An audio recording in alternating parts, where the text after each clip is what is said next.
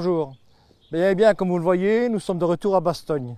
Après avoir évoqué précédemment les cimetières américains qui ont accueilli les victimes de la bataille des Ardennes, nous allons nous pencher maintenant sur un autre aspect qui a souvent été, non pas oublié, mais souvent atténué de la bataille des Ardennes, c'est le sort des civils. Et pour ce faire, nous allons à la rencontre de Mathieu, le directeur du Bastogne War Museum, pour parler de la vie des civils durant le siège de Bastogne et dans l'immédiat après-bataille. Voilà, donc nous sommes ici dans la partie Génération 45, qui est donc cette nouvelle partie du Bastogne War Museum, inaugurée en 2022, qui présente la période d'après-guerre. Donc en fait, on commence véritablement en montrant comment les civils ont vécu l'après-bataille des Ardennes. Donc on peut voir qu'en fait, dès que les combats se terminent en fin janvier 1945, les ruines sont encore fumantes. Il y a des débris qui sont un peu partout dans les maisons détruites. On retrouve des objets du quotidien, on retrouve des vestiges de véhicules militaires, on retrouve tout type d'équipement. Mais il y a également bien sûr des explosifs et des mines qui sont encore éparpillés un peu partout sur le champ de bataille, que ce soit dans les forêts, le long des chemins. Et donc, ces mines et ces explosifs sont encore bien évidemment très dangereux et ce seront des centaines de civils qui vont encore perdre la vie dans les mois qui suivent, voire les années qui suivent, à cause de ces mines explosifs éparpillées un peu partout sur le champ de bataille. Rien que dans le périmètre de Bastogne, ce sont 50 civils qui vont perdre la vie dans les 6 premiers mois de 1945 à cause de cette menace. Donc on voit également ici dans ce décor une évocation de la récupération notamment des douilles d'obus, puisque voilà, c'était assez convoité, c'était du cuivre, donc toutes les personnes qui vont parcourir le champ de bataille après la guerre, après la bataille des Ardennes, vont récupérer ces douilles. On en retrouve encore dans les maisons plus anciennes actuellement, et donc elles vont pouvoir être revendues, etc. Donc on voit qu'il y a une récupération des matériaux qui est effectuée. Alors directement après les combats, les civils, ils sont dans une situation complètement chaotique, puisque voilà, nombre d'entre eux ont vécu la bataille en se cachant notamment dans les caves. Et donc, parfois, ils vont encore rester pendant plusieurs jours dans les caves. On a une évocation d'un soupirail ici, avec une petite lampe de fortune, pour voilà, montrer cette vie des civils encore dans les jours qui suivent après les combats. Donc, les conditions sanitaires pour les civils sont désastreuses. Nombre d'entre eux ont la gale. Nombre d'entre eux ont des poux. Voilà, on a des personnes âgées qui sont malades, des enfants qui sont malades. Il y a des personnes véritablement pendant la bataille des Ardennes qui vont mourir de froid, qui vont mourir de maladie, et même encore parfois directement dans les jours qui suivent. Alors bien évidemment, le choc pour les populations, il est énorme. On est face à une population qui est complètement bouleversés psychologiquement après voilà, le choc qu'ils ont vécu. Et donc voilà, les rapports de la gendarmerie de l'époque nous mentionnent notamment que voilà, la population est contente d'être libérée, mais complètement sous le choc et a un moral qui est complètement en dessous de tout, puisque bien qu'il y ait quand même une satisfaction d'avoir survécu par rapport à tout cela, il y a une grande angoisse par rapport à comment on va faire pour revivre, pour reconstruire tout, puisque voilà, la région est complètement dévastée. Certaines localités sont détruites à plus de 90%. C'est le cas par exemple de Oufalise, de Saint-Vith, de La Roche-en-Ardenne, Malmedy, qui ont été bombardés par l'aviation allemande, mais également de nombreux petits villages un peu partout sur le champ de bataille, comme ici dans la région de Bastogne par exemple. Donc voilà, dans les 3 arrondissements administratifs de la province du Luxembourg qui ont été touchés par la bataille, c'est 1 personne sur 3 qui est sinistrée. Donc voilà, dans le contexte de chaos de l'après-bataille des Ardennes, il y a des opérations de secours qui sont mises en place. D'une part, ce sont les armées alliées qui vont d'abord apporter des soins, les premiers soins aux populations sinistrées.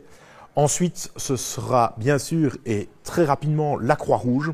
Donc les services de la Croix-Rouge belge vont jouer un rôle essentiel. Et puis on va assister aussi à de la solidarité des initiatives privées.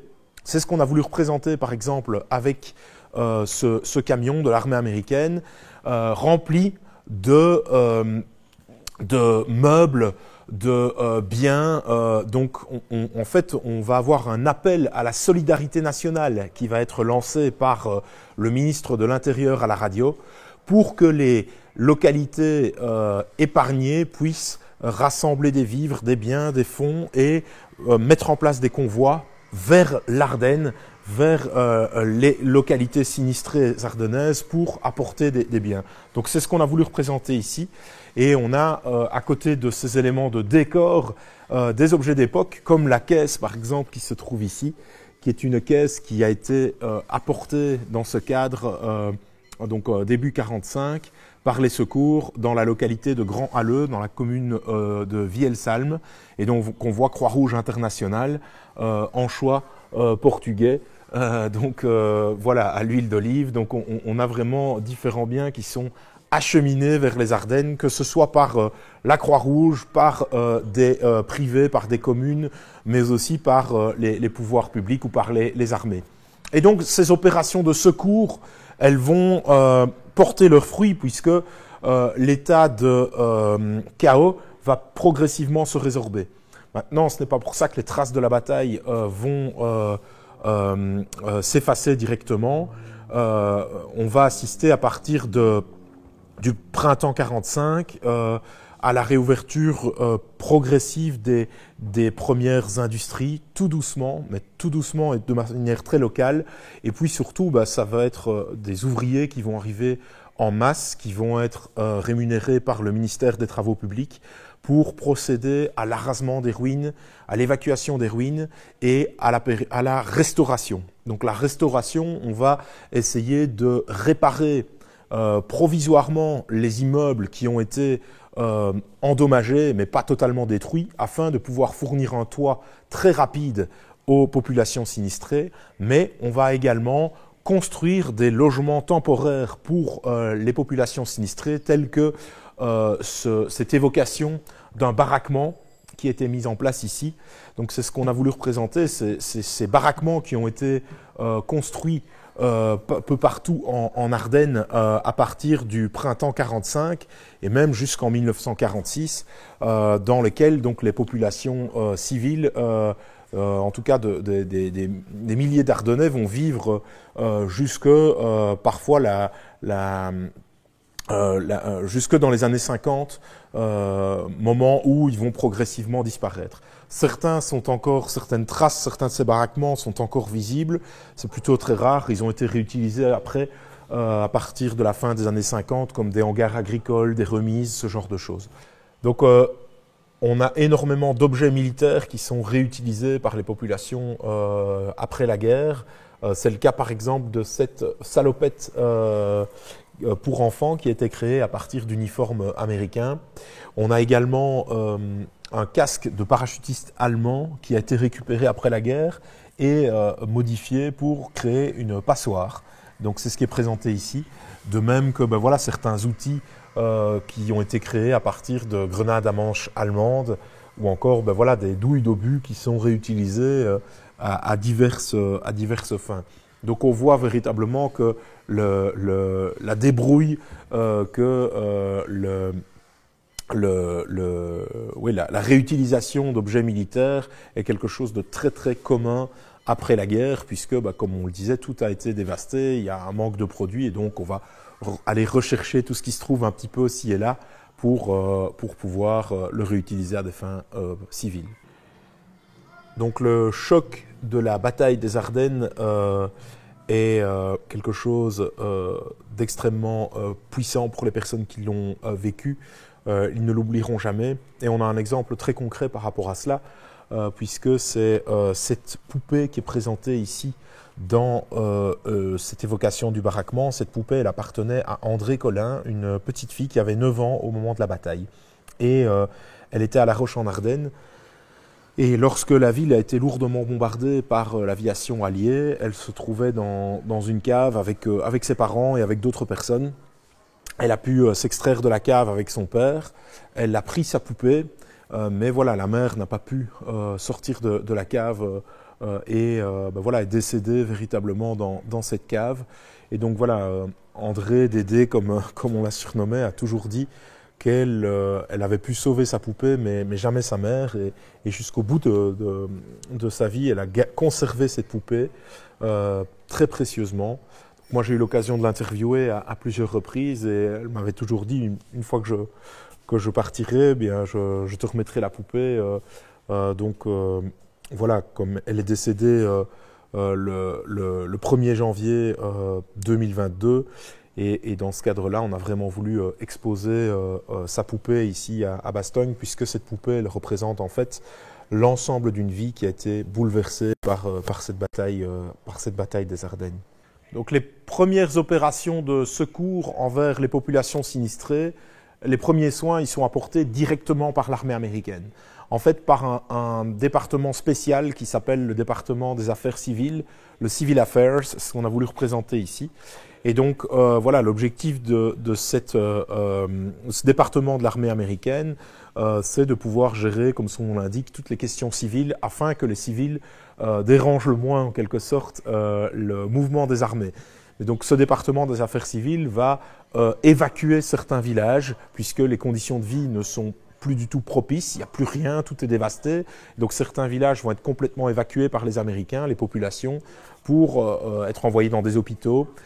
Les troupes combattantes et le département des civil affaires vont apporter les premiers soins, vont apporter de la nourriture, vont donner parfois des couvertures dans les premières semaines, jusqu'au moment, enfin cela en attendant le moment que les autorités belges puissent reprendre le relais, et notamment les services de la Croix-Rouge belge ou de la Croix-Rouge internationale. Alors, on assiste bien sûr après la guerre, directement après les combats, à un moment de deuil très marqué, bien évidemment, et c'est ce qu'on a voulu représenter à travers cette petite chapelle et à travers donc les différents faire-part mortuaires qui sont présentés dans cette chapelle. À savoir que cette chapelle Vierge de la Paix, priée pour nous, elle comme son indication, comme c'est indiqué sur ce petit bâtiment, cette chapelle est toujours bien visible dans le centre de Bastogne et elle a une histoire particulière puisque tout le pâté de maison qui se trouvait à côté de la chapelle a été rasé par les bombardements. Mais voilà, de l'autre côté de la route, cette chapelle est toujours bien là et elle a donc survécu au combat. Et donc on a voulu faire une petite reproduction de ce bâtiment ici même dans cette évocation de décor dans la partie Génération 45 du Bastogne War Museum. Donc en 1945, les autorités un peu partout en Europe sont confrontées à des défis titanesques puisque l'Europe est complètement dévastée. Donc il faut tout reconstruire, mais en plus de cela, il y a le retour des prisonniers de guerre, il y a des millions de personnes qui sont déplacées, qu'il faut rapatrier dans leur pays propre. Certains n'ont parfois plus de patrie. Donc voilà, ici on a voulu représenter cela à travers cette banderole « Honneur à nos prisonniers ». Donc, puisque dès le printemps 45, l'été 1945, on assiste au retour des prisonniers de guerre belges qui étaient emprisonnés dans les camps en Allemagne. Même chose pour les prisonniers français, ils reviennent par millions. Voilà, c'est un défi auquel le gouvernement doit faire face. Idem pour tous les prisonniers politiques. Donc on a ici une série d'affiches d'époque, des évocations d'affiches d'époque qui représentent voilà ce retour des prisonniers politiques et bien sûr toutes les compensations, tout l'accompagnement que les autorités doivent mettre en place pour ces prisonniers politiques, la reconnaissance pour les veuves de guerre également. Donc voilà, c'est le dossier des victimes de la guerre est aussi un fameux dossier à gérer. Indépendamment de cela, il y a bien sûr toutes les opérations liées à la répression de la collaboration qui sont menées en parallèle, puisqu'on a une population, des populations qui sont complètement sous tension, qui ont évolué depuis 5 ans dans un climat de violence. Et donc, on a toujours cette image de 1945, le 8 mai, la guerre est terminée, tout revient à la normale. C'est totalement faux, puisque ce climat, cette culture de guerre va perdurer encore pendant des années. On est dans un climat de revanche, de violence. Voilà, malgré que le conflit se soit terminé, eh bien, il y a toute une série de questions à régler. L'ambiance de la guerre, elle est perceptible, elle est encore visible. Les traces sont visibles, on le voit à travers voilà, les impacts physiques sur les bâtiments, à travers ces personnes qui reviennent dans leur foyer parfois des années plus tard, à travers les mutilés, à travers ces orphelins. Donc on voit que le climat est encore bien présent, le climat, cette culture de guerre est encore présent des années suivantes. Et puis, bien sûr, l'économie a été totalement bouleversée.